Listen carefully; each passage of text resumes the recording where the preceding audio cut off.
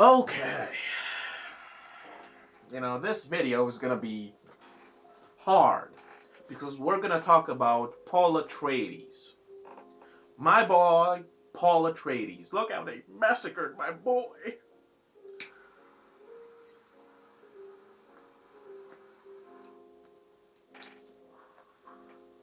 Now, a bit of context. I've read uh, the first four books in the Dune series, right? But we're mainly gonna focus on Dune, Dune Messiah, and Children of Dune. Because that is where Paul Atreides is most prominent. Right? And so far in the series, Paul, I kind of sympathize with Paul. I like Paul. I just wish that he would have been more developed in a way.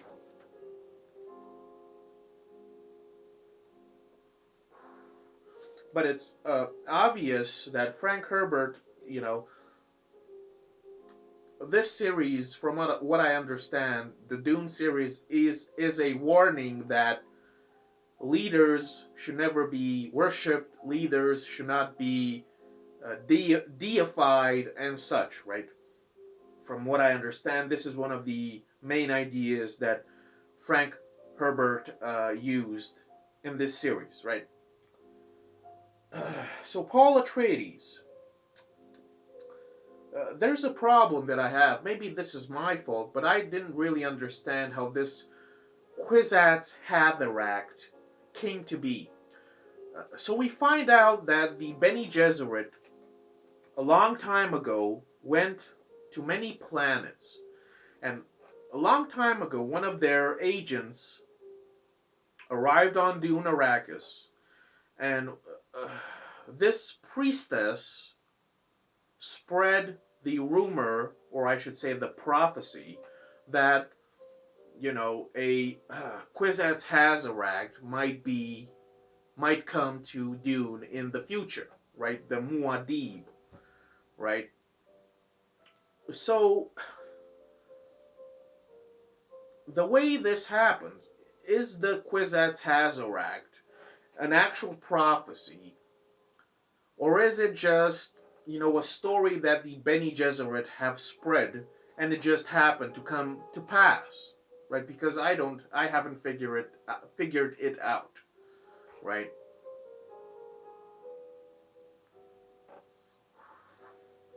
But Paul, uh, the problem with Paul, you see, what Frank Herbert does is, at the beginning of Dune, we meet his father, Duke Leto.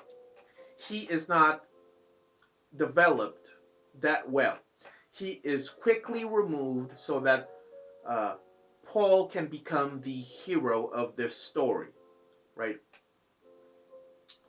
So Duke Leto is quickly removed, and then Paul comes to the forefront as the main character, as the protagonist, which is swell because he is a decent protagonist. But what the same fate befalls Paul because Paul is also quickly removed in Dune Messiah in favor of his son, Duke Leto. So Paul has the same fate as his father, Duke Leto. He is also quickly removed so that Leto II can become the protagonist, which is a tragedy. But that's what happens.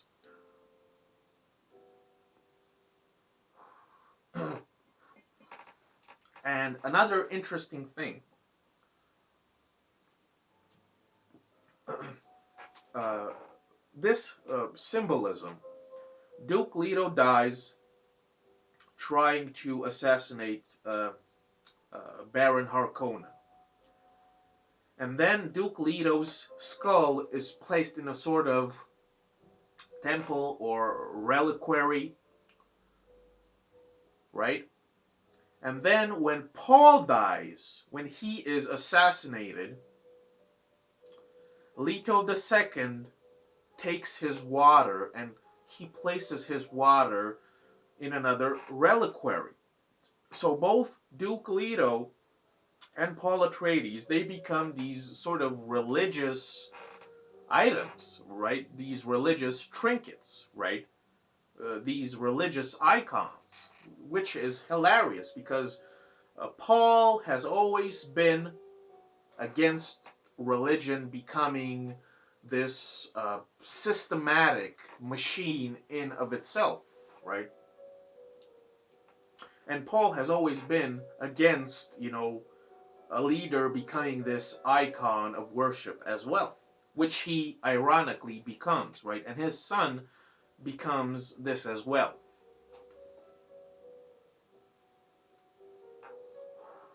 Even though they are against all of this, that usually or every time they have horrible results, they nonetheless become these icons of worship.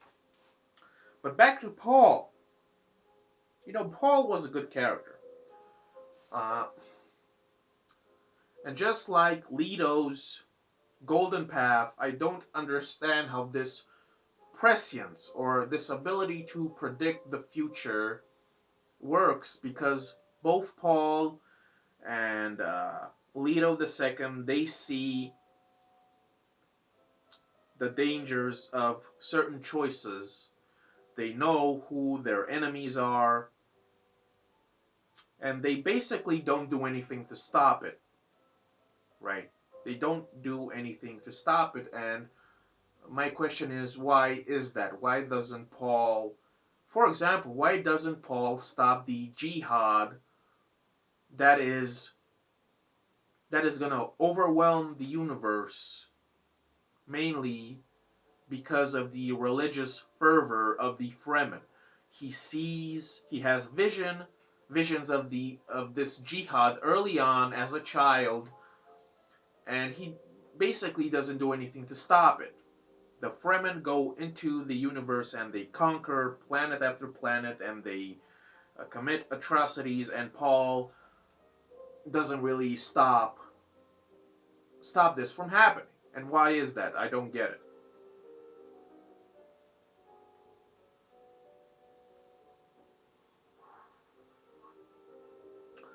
Uh, so in Dune, he becomes the new emperor. In Dune Messiah, his wife dies, Chani, giving birth to twins. These twins being Leto II and Ganem, right? And there's this interesting symbolism with Paul and his twins, because right before his twins are born, Paul is blinded in an attack, right? And when Paul gets blinded, his powers become amplified.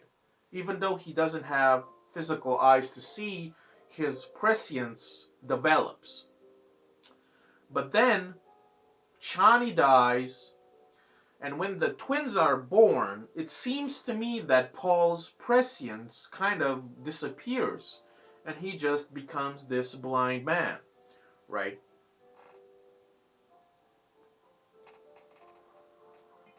So that was an interesting, symbolism that I haven't really figured out yet. It's as if Paul is passing the torch to his twin children, right? And then you have Children of Dune. Uh, Paul goes into the desert to die because he is blind, and the Fremen, they don't care for their blind. So Paul goes into the desert to die, but he doesn't die. We find out in Children of Dune that he is picked up by what you might call them, poachers or whatever, bootleggers, whatever. And he is force-fed spice melange, and he is basically corrupted by these people for some reason. And Paul transforms into this sort of oracle, this this wandering oracle, right?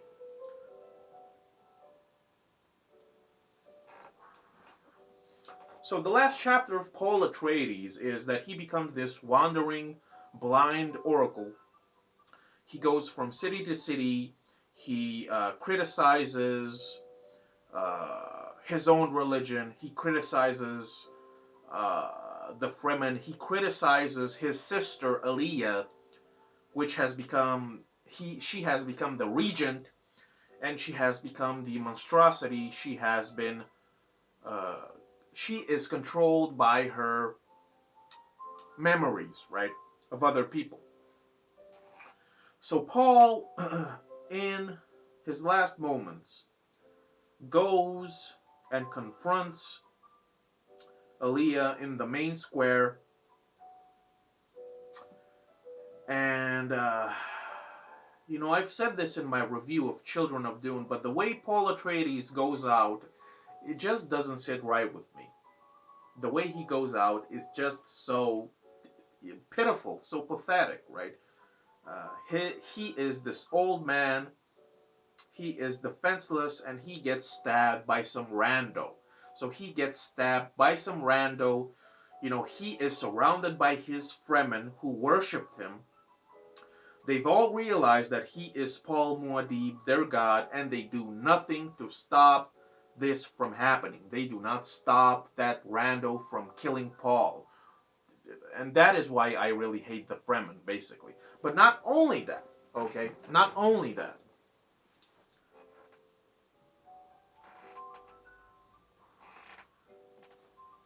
All of the people that have sworn allegiance to protect Paul with their lives, Dunkin' Donuts, Idaho, Hawat, or Halleck, whoever, right? Stilgar is there, right? Lady Jessica is there. Even Leto II, his son, is there, and he has new powers because of the worms. Uh, right? Ganima, I think she's there as well. And none of these people stop Paul's murderer, right? They just stand there and they just watch as my boy Paul gets knifed like a pig in broad daylight in front of everybody. And to add insult to injury, right? The next moment after Paul is dead, we just move on. We have the last chapter and the book is over, right? So even Paul's death is just passed over like it's not this great event, which it is, right? Paul was a decent character. I think Paul is a lot of people's favorite, right? And I understand that Frank Herbert has this idea about never worshiping leaders and never turning leaders into these icons and to these gods. But Paul was essentially a decent guy, right? He never wanted to be a god.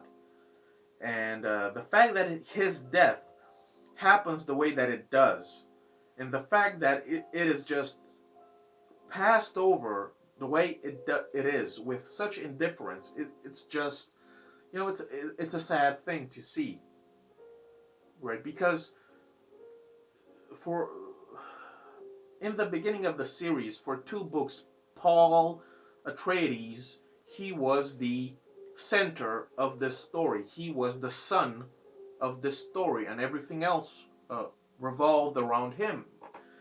And I understand this passing of the torch to his son, but my God, he is just left in the dirt, like just some rando, right? It's a sad thing.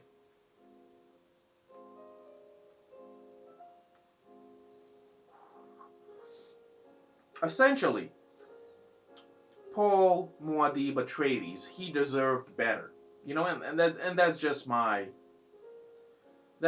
bias for the character, because you know he was a decent character, and his ideas about leadership and government and so on, they were sophisticated, complex, and they were right.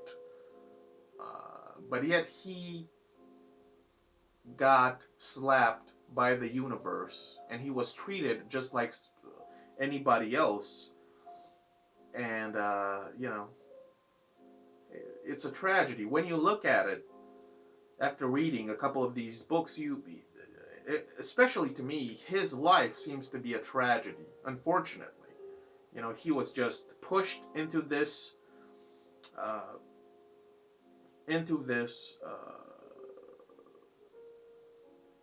into this destiny. Without his consent, he had to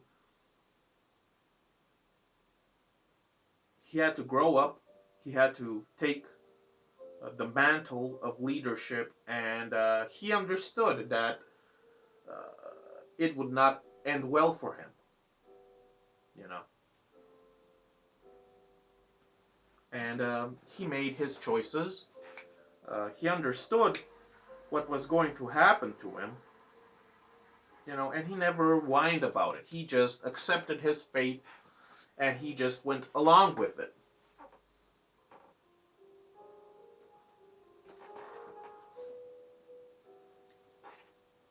So, from what I understand, Paul also had the option of becoming what Leto, his son, becomes, which is the god emperor, the worm. So Paul also had this option of becoming the worm, but he refused this option because to him it was horrendous. So his son, Leto II, he had to make this choice because his father, Paul, denied it.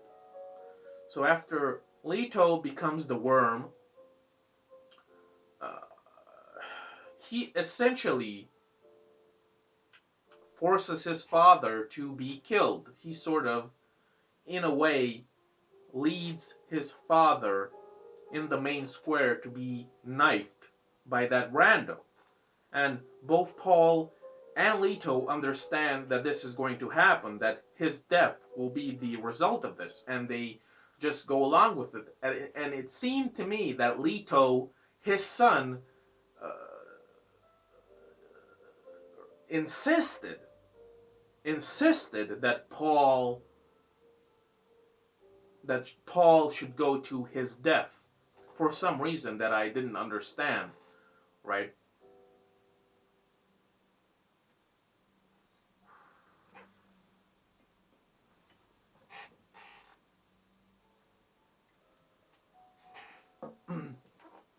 But I'm sure there's a lot more to say about Paul Atreides.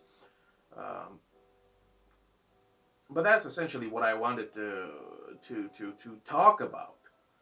That his life was just this tragedy, that he wasn't really ever happy. He was forced into this life, by destiny or whatever. He never wanted to be this emperor. He never wanted to be the Kwisatz Haderach.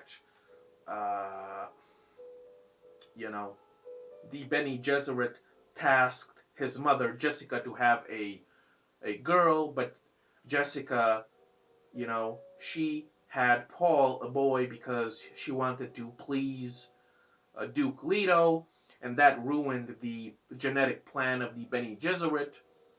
And then they were sent to Dune, and everything developed from there, right? And even when he was the most powerful person in the universe as emperor, he wasn't really happy. He wasn't really happy. He lost his first son in the first book because of a Harkonnen attack, I think, or the Saudakar attacked, and he lost his first son with with Chani, right? And then his wife Chani dies during childbirth. He has twins, but he is blinded, and because he is blinded and he no longer has the powers, he is sent, or I should say, he goes willingly to the desert to die because all the Fremen, even though they worship the man as a god, because he was blind, they turned their backs to him. And that is something that I will never forgive the Fremen for doing. They just turned their back on Paul and they just let him get killed in broad daylight, just like that. And you know, and now, Paul is just one of many memories, that kind of still exist, whatever, right? So the cycle continues. I've read God Emperor of Dune, Leto, his son, is also dead, and I don't know. Uh, there are two books left in the original series by Frank Herbert. So now that Paul and Leto are dead, I don't know who can carry this story. I don't know who is worthy of being protagonist material. Dunkin' Donuts, Idaho certainly isn't, and Siona, I don't think she is protagonist material. So I don't know who will be the next protagonist in this series because, I mean, Paul and Leto were special, right? They stood out. But their lives were tragedies after tragedies after tragedies, and they just disappeared, right?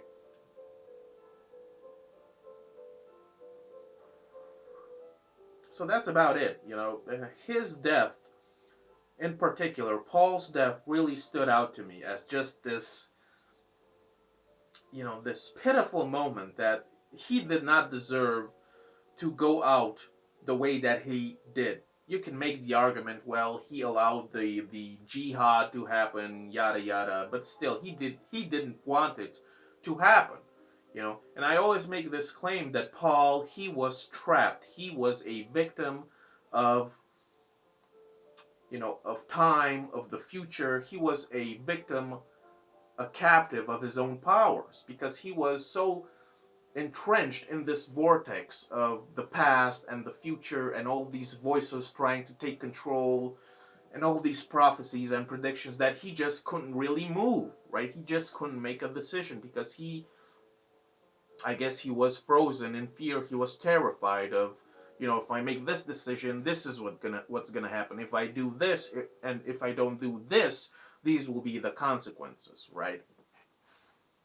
So his death just is a memorable moment in the series, really, because I never expected him to just killed the way that he was killed, just like a nobody, right? And after he was killed, he was treated like this insignificant person, right? The next chapter comes in and he is almost forgotten. We're moving on, right?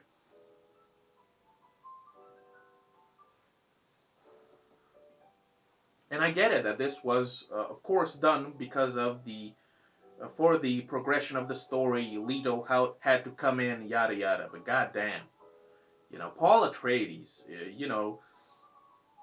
you can criticize him for doing this and not doing that, and but goddamn, just look how they massacred my boy, right?